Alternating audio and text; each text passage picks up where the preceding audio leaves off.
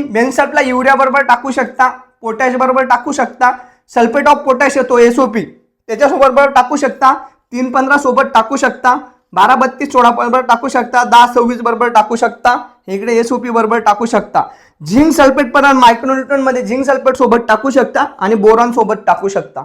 म्हणजे जेव्हा आपण मिक्स डोस देतो तेव्हा ह्या खतांसोबत तुम्ही टाकू शकता. मग कुठल्या खतांसोबत टाकू नाही शकत मी, तर महाराज कुठल्या नॉट यूज विथ, तर DAP बरोबर बेनसल्फ टाकू नका. याच्यावरून एवढे बोमलतील महाराज. आता मी जर हे सांगून दिले DAP बरोबर टाकू नका तर असे कमेंटा येतील, तुम्ही कमेंटा वाचा महाराज. कशा कमेंटा येतात की DAP बरोबर का बरं नाही, DAP मध्ये काय आहे, DAP मध्ये तर फॉस्फरस आहे, मग डायरोक्स मध्ये बी फॉस्फरस आहे, असं एवढं येईल ना, तर मी तेही सांगेल तुम्हाला पुढे. तर महाराज DAP बरोबर वापरू नका, हे कोणी वापरू नका. ज्या शेतकऱ्यांना 95% ॲक्युरेसी करायची आहे त्या शेतकऱ्यांनी, बाकीच्यांना नाही बा चालतंय तर 95% तुम्ही वापरू शकता, 5% सुद्धा मला चुका नाही पाहिजे वा, त्या शेतकरी DAP सोबत जाऊ नका महाराज.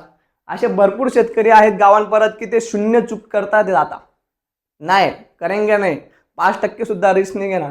ज्यांना असं वाटतंय की 5% सुद्धा मला रिस्क नाही घ्यायची त्यांनी DAP टाकू नका महाराज. दुसरं, ज्यांना असं वाटते 5% सुद्धा मला रिस्क नाही घ्यायची तर त्याला सिंगल सुपर सॉफ्टवेअर गोबर वापरू नका बेनसल्फला. तुम्हाला चला येडा झालाय का, येडा झालाय महाराज. असंच मला राहायचा मिकाच्या टायमाला, मायक्रोराच्या टायमालाही म्हटलं होतं. ठीक आहे, तुमचं म्हणणं आहे, तुम्हाला नंतर समजेल.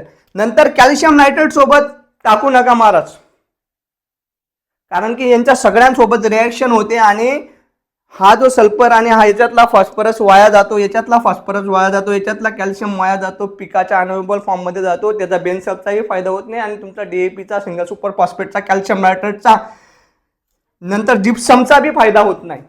जिप्समही टाकू नका, एवढ्या गोष्टी टाकू नका आणि एवढ्या गोष्टी टाका महाराज.